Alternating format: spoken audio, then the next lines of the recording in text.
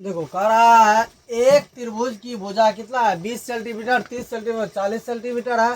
तो त्रिभुज का परिमाप एवं क्षेत्रफल ज्ञात करे। तो त्रिभुज की भुजा दिया हुआ है। तो मान लेंगे ए बराबर कितना 20 सेंटीमीटर, बी बराबर 30 सेंटीमीटर और सी बराबर 40 सेंटीमीटर। तो त्रिभुज की परिमाप बराबर क्या होगा ए प्लस बी प्लस सी। तो ए प्लस बी प्लस सी होगा तो 20 centimetre plus 30 centimetre plus 40 centimetre कितना होगा 30 20 50 40 90 सेंटीमीटर। तो त्रिभुज की अर्ध परिमाप फिर क्या ये परिमाप निकल गया, एक आंसर निकल गया। क्या निकल गया 90 सेंटीमीटर निकल गया आंसर। अब क्या निकालेंगे अर्ध परिमाप। अर्ध परिमाप बराबर क्या होता है एस बराबर ए प्लस बी प्लस सी बटा 2 ए प्लस बी प्लस सी बटा 2। तो एस बराबर ए प्लस बी प्लस सी कितना आया 90।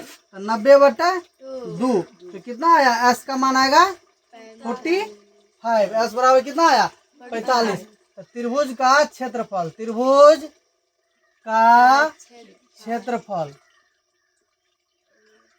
क्या होता है रूट के अंदर S into S minus A S minus B S minus C. कौन सा सूत्र है ये हेरोन सूत्र।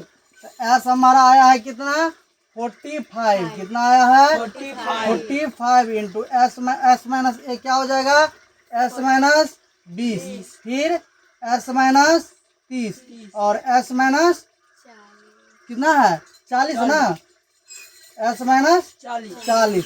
तो एस का भी मान बैठा देंगे। क्या करेंगे एस का मान बैठा देंगे। एस कितना है 45 और 45। अब एस का मान कितना आया 45 आया है। तो देखो करो अब सॉल्व इसको करना है कैलकुलेशन। 45 में से 20 गया कितना होगा 45 में से 20 गया तो 25 होगा। 25 प्लस 20 कितना हो जाएगा 45। तो कितना होगा 25 और 45 में से 30 गया तो 15 यानी 15 और 45 में से 40 गया तो 5। अब सबको क्या कर लेंगे कैलकुलेट कर लेंगे गुना कर लेंगे। तो करो गुना कितना होगा 15 25 75। गुना पहले वर्गमूल में है तो वर्गमूल निकाल लो ना एक तरह से। 45 को हम लिख सकते हैं